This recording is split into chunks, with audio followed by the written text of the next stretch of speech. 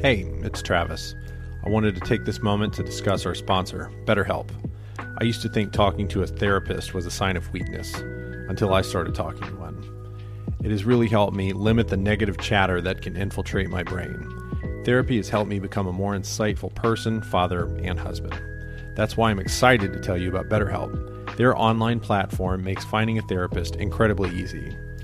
Fill out a brief questionnaire and you will be matched with a therapist in just a few days. Go to betterhelp.com/thank-you notes, betterhelp.com/thank-you notes, or click the link in my show notes. In doing so, you will be helping the show and you will receive 10% off your first month. If you aren't clicking with your therapist, if you're not getting a good vibe, BetterHelp will allow you to switch your therapist at any time with no additional cost. Online therapy is a game changer for me. I have such an erratic schedule. I work nights, weekends, late, early, holidays, you name it. Being able to video call my therapist from my phone in a call room, at work, or in my car, or whatever, it's extremely convenient for me, and it allows me the time and the place to actually get my therapy in. So if you're struggling, if you need to talk to somebody, go to betterhelp.com/thank-you notes and they'll get you set up with somebody. This has been my thank you note to BetterHelp for supporting this show. Hi, welcome to the Thank You Notes podcast. My name is Travis McVeigh. I'm an anesthesiologist from Dallas, Texas. I love thank you notes so much, I decided to make them into a podcast. My guest today is Dr. Donna Corriel. A while back, she left bedside medicine for entrepreneurship. She is the founder of SoMeDocs, or Doctors on Social Media. She helps doctors cultivate a presence online in order to gain an audience and win back their independence from a broken medical system. We talk about gratitude, we talk about betting on yourself, and how she started all of this. And at the end, we swap a few inspirational quotes. It's a great talk. I very much appreciate her sitting down with me, so let's get to my talk with Dr. Donna Corriel. About as good as it gets anymore. Donna, thank you for joining us on the Thank You Notes podcast. Thank you for having me. I'm excited to talk about thank you notes. I do write thank you notes, but they're not necessarily traditional thank you notes. I don't necessarily, get a present and then write like a physical thank you note. I think we've shifted as a society. So a lot of my thank you messages are texts, they're phone calls, but I do sometimes write actual physical notes in unexpected ways. So I do appreciate a really nice handwritten thank you note. You're going to have to elaborate on that. What is a written thank you note in a non-traditional way? Well, what I mean is that traditionally when people get gifts, like you have a birthday party, and so you'll sort of write a thank you note for the presents, right? That's sort of what we think about when we think of actual thank you notes. But I like to sort of sometimes write thank you notes unexpectedly, let's say to a friend, just for being a friend. Nothing specific, like a gift she's given me. I like to write a note just because, they're my friend. So I think that that's a bit more non-traditional. And then, of course, we live in a world that's online. So another non-traditional thing to do is, to write a thank you via text message, just because physical notes don't always get to the person very quickly nowadays. So. Very true. I like that. What was the last thank you note you wrote, traditional or non-traditional? I think the last thank you that I sent out was probably to my son. It was not a physical note. It was a message, and it was, thanking him for just being really wonderful. We just dropped him off at college at his university for his sophomore year, and it's intimidating. He's transferring in, and it's a really great university. And so I think there's an intimidation factor. So I sent him a note to just remind him how wonderful he is and to thank him for being my son. And I hope that made a difference, at least in his day. That's really nice. My mom would drop a note like that to me every once in a while. I was growing up, and I kept those notes. They meant a lot, and they still mean a lot. So that was very nice. That's so nice. Well, that makes me feel good. How many sons do you have?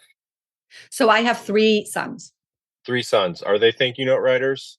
No. I think that they follow the path of the traditional younger generation where everything is sort of, very quick and Snapchatty, where you're sort of taking a snap of yourself doing everything and anything during the day and you're sort of sending it over. So I think that when they do say thank you to friends, and any communication for that matter, it's done via the visual and just that quick 24-hour turnaround. No, they're not. That said, I do ask them to write notes sometimes, especially when it's someone's birthday and they have to wish them a happy birthday. Thank you, snaps. I may need to get into that. That's right. I'm not into it either. We both need to. Well, we're doing a special or a series here on thank you notes, and we're thanking the people that trained us, thanking our mentors from our training. So I wanted to talk to you a little bit about your training. Where did you train? Yeah, my internal medicine residency was at Albert Einstein's Montefiore division in the Bronx, New York. Mm-hmm. And did you have a mentor there or somebody that impacted your training? I didn't have a specific mentor, and here's why.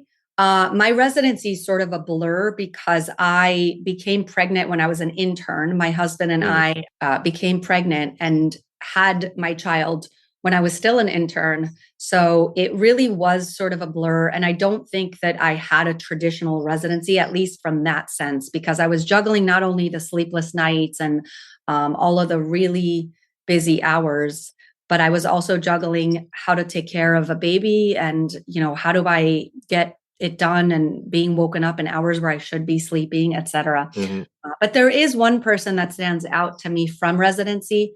I actually wrote about him and never published it, and that's Dr. Jerry Passione.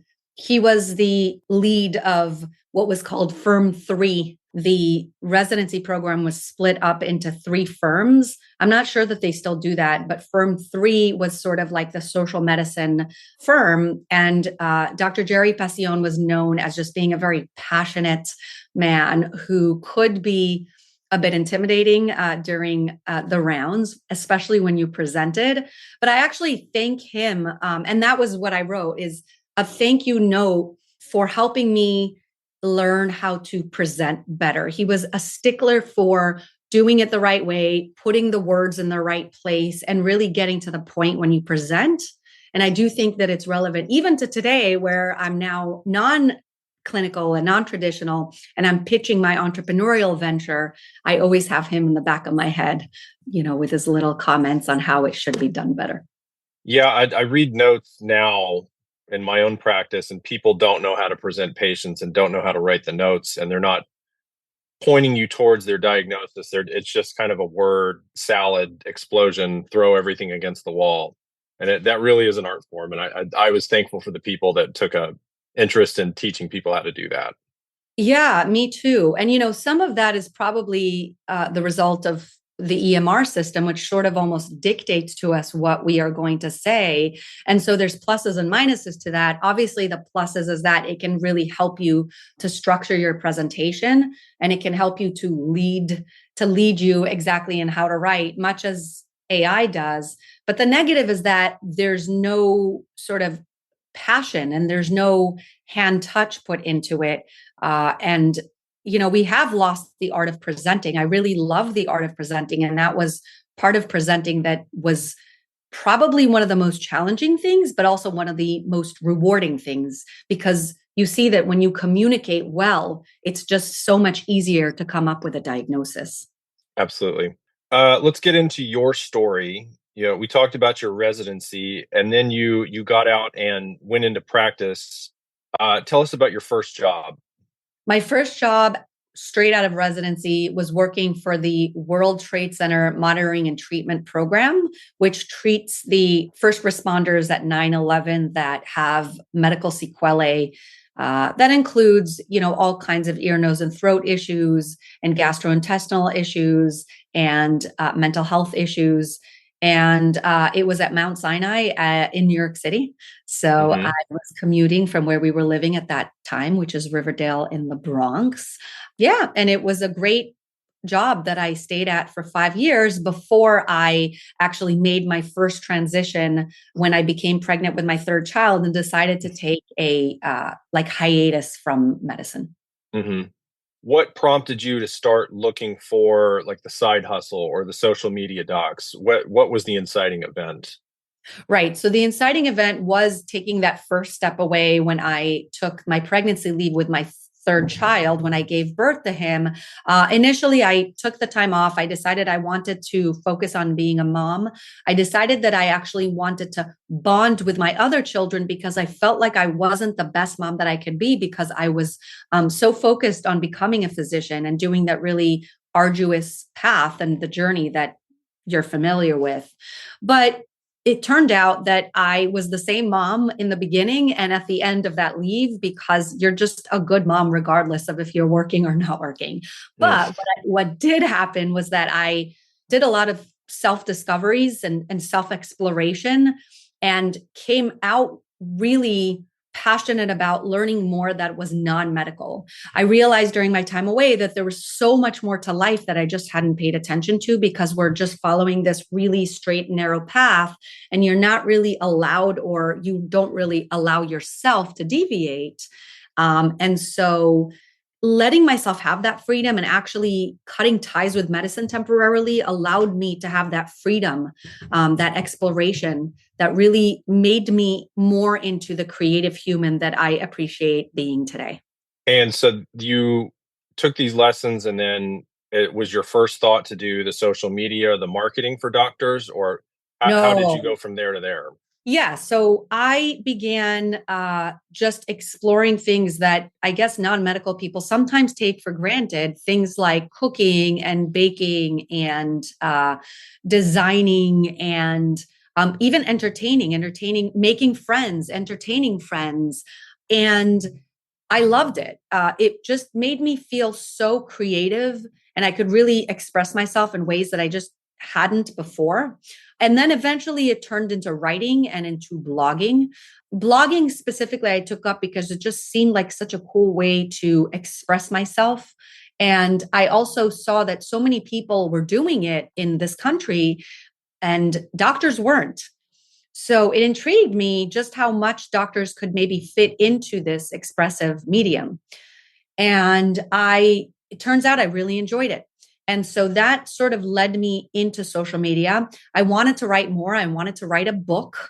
And there was a conference. It was actually a Harvard Medical School's healthcare social media and writing for healthcare professionals. And the person in charge of it, Dr. Julie Silver, who I'm so thankful for, she took a note of my talents, my social media and content creation talents, and she actually invited me in as guest faculty. And so I was lucky to be there for the following few years as faculty, really consulting with people on their social media presence. But that's where I learned from the actual publishers that your book will not be picked up realistically unless you've got a really large social media following. And that was really why I went back into social media, which I had really stayed away from for the most part, just like every other doctor does. But that's why I went back into social media and really gave it a go and decided to really just increase my activity, increase my followers, and become creative there. And then everything sort of snowballed from there. I started to teach doctors that that's what they needed to do. And then I started to just become more proficient at website building and content creation and social media and strategy. And now I lead a very large platform that aims to help doctors do the same, and then indirectly to promote their autonomy. I didn't know the snowball aspect to your story, but that's pretty insane that one thing led to the other so tremendously, like it did for you. Yeah. I've looked through your website, and it looks like your mantra is that you say marketing is missing from medicine. What do you mean by that, and what's an example of medicine marketing that's working really well? Right. So the marketing that's missing, it ties in with the whole idea of needing more autonomy. So the way I look at it is that the doctor in the healthcare equation is the superstar. For the sake of simplicity, we'll say that because obviously it's a whole team and there's other superstars. But right now I am representing the doctor, right? I almost serve as the doctor's agent. The doctor is the superstar. But what happens is that we've got these big conglomerates, these big health systems that are now buying out our practices because of many reasons I'm not going to go into for those that say, well, you shouldn't let them buy it. Well, sometimes we don't have an option, but okay. These big systems are purchasing us. And what happens is that you get swallowed by the large system and your identity sort of gets taken over. And what results from that is that the big system will continually market the big system. They will use you, understandably, but while you are employed, they will use you to market themselves. Well, that results in great marketing for them. But the second you either leave or are fired, you can't take that marketing with you. You can't take that enthusiasm and that love that patients have for you. You can't take that with you to your new job. So what I do is I teach doctors this concept, and I teach them that the solution is in physician branding, because the online world affords us that, and we can build a brand that we can market.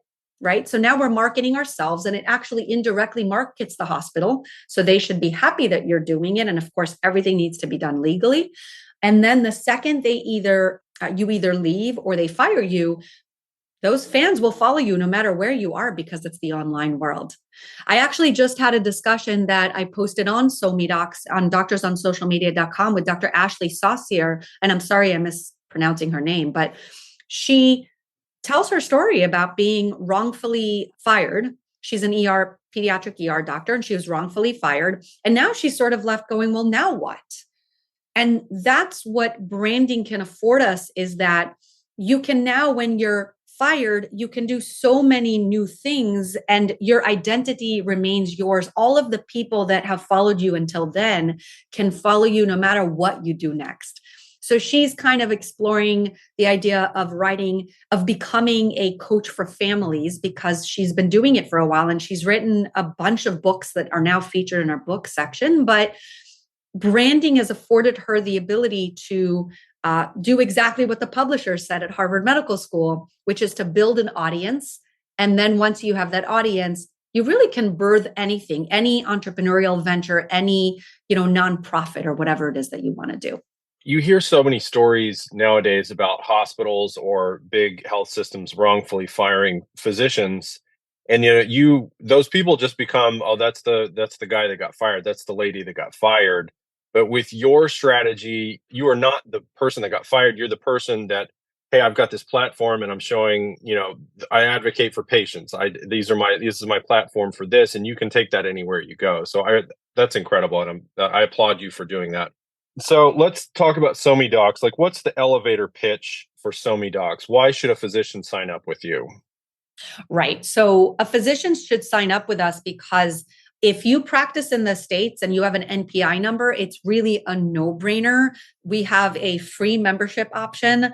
The free membership option gets you into our public directory. The directory is just a very unique public listing of doctors and what they sort of do on the side. It's really unique because there's cool filters to use. It's, again, free after vetting. You have 30 days to build a profile in order to stay and keep it free. And then you have it free for the rest of the time. And the directory helps to facilitate connections between the rest of the world, especially the entrepreneurial world, and doctors. So, for example, media, reporters, events looking for speakers, startups looking for advisors, podcasts looking for guests, patients looking for a doctor to follow online, another doctor looking to collaborate with someone. These are all people that are looking and they don't know where to look, right? Because we used to use PR agencies, but those cost so much money.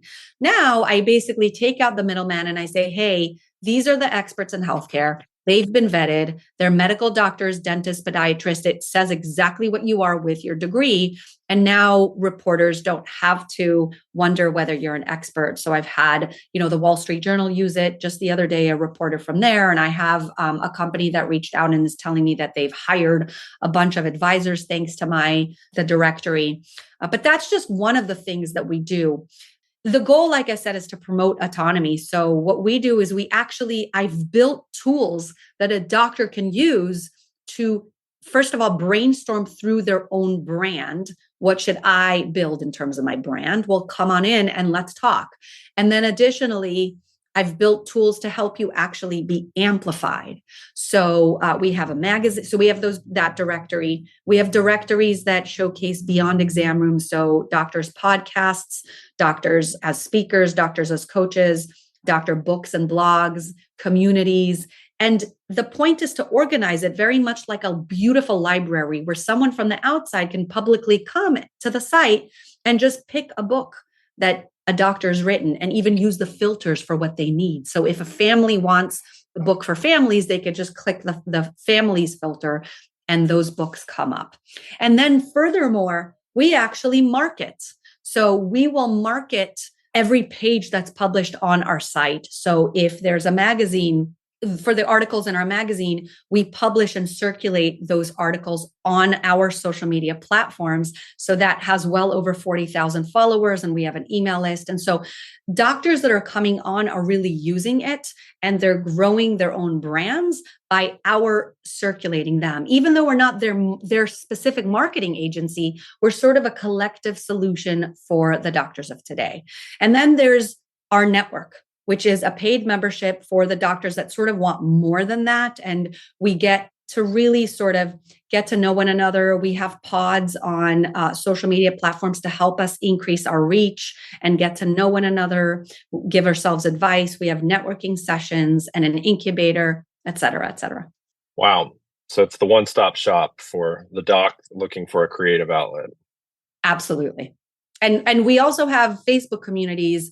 A new one specifically is actually open to any doctor out there. So you don't even need to be a member of SoMe and it's called Doctor Side Ventures. And I'm hoping with simple rules that we really can facilitate networking in just the right way with the transparency that our profession needs. What's a success story that you're particularly proud of from SoMe Docs?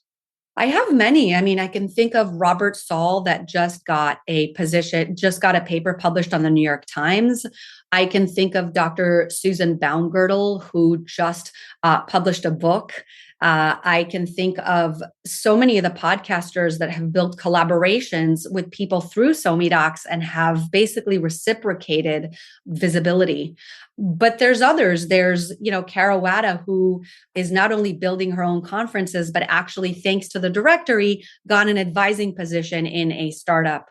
The opportunities are countless, and they're not even always reported back to us. I just know that I'm starting to hear back from some people, and it just makes me feel good, like what I'm doing is fruitful.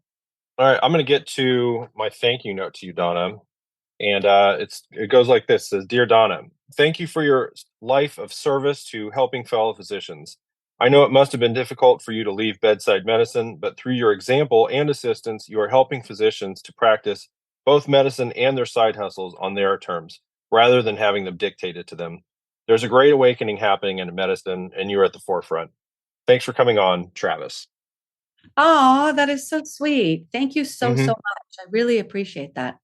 It's hard enough for us to do all this, and it's hard enough to do a side hustle. For you to help us do both we need more people like you. Thank you. I appreciate it very, very much. All right, now, Donna, you said you brought a thank you note in. Tell us who you wrote it to. Yeah. So I recently in April this year, I published a book compilation with 30 plus women physicians and their short stories brought to you by women physicians. And it's called What We Bring to the Practice of Medicine. And I actually wrote my thank you note to my partner in crime, Dr. Kimberly Green Leibowitz.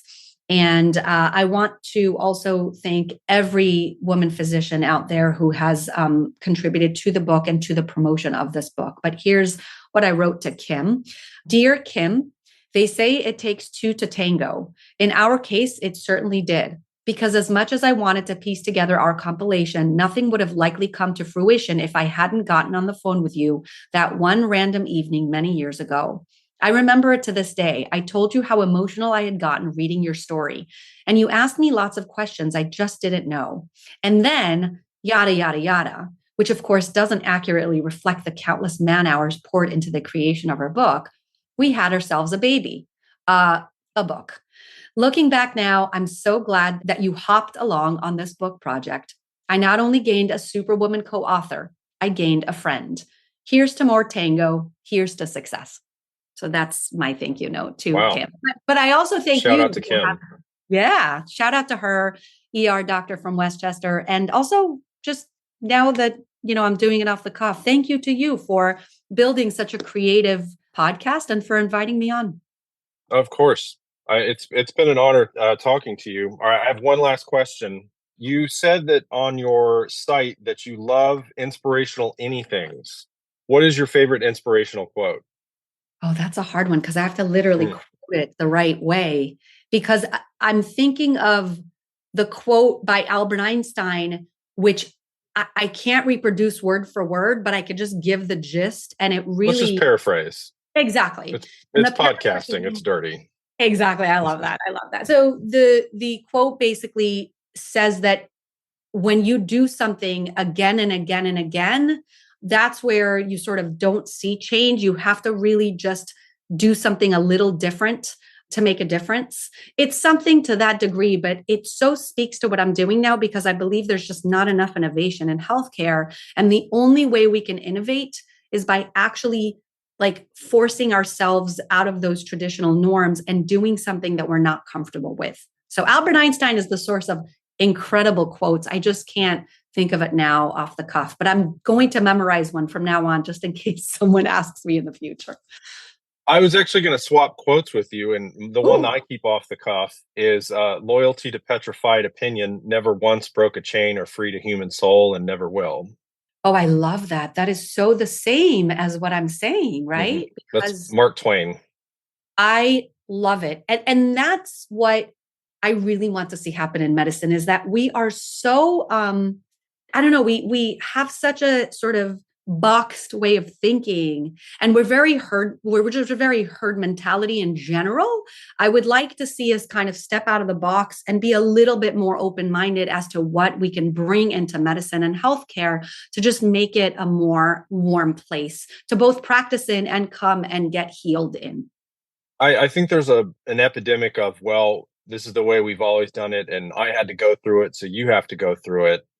And you're seeing now that residents, I'm not going to live in San Francisco making $30,000 a year. I can't do it. I'm not going to work these horrible hours. And, Totally. It's just so this hospital can make money. Totally. And, people are, I don't want to work for this insurance company. I'm opening a boutique practice. I'm opening cash only. So it's starting to happen. Yeah. And I'll just add one last thing, that when I left medicine, I was asked by Medscape to write an article about it. And I was given certain directions. So I did. And I took their angle, which wasn't my choice, but doesn't matter. I wrote an article, and it was met with both a lot of support, but also a lot of criticism. And the criticism came from my colleagues.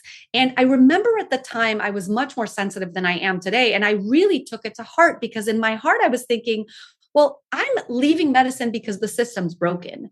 Many of you are sitting and complaining about healthcare, but aren't doing anything about it. And so I felt very frustrated. I understood where they were coming from, but I also felt very frustrated that someone had stood up and said enough, and said, I'm not only leaving, but I'm going to build tools to help doctors sort of gain their autonomy and gain back the respect. And yet here I'm getting all of this criticism. And clearly it was obvious that they just did not understand what I was planning to do. But it's just another example of how boxed in we are, that we need to criticize someone who's leaving instead of saying, okay, now lead us to change. They hate us because they ain't us. That's right. No, I get it. Well, yeah. Donna, it's been a pleasure to spend a little bit of time with you. Thank you so much for coming on, and I hope to see more beautiful things coming from SoMe Docs in the future. Thank you, and likewise from your podcast.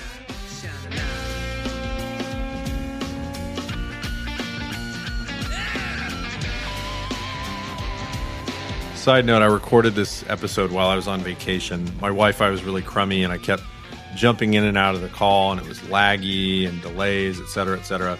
Donna was a total pro, and I want to thank her for being such a great sport.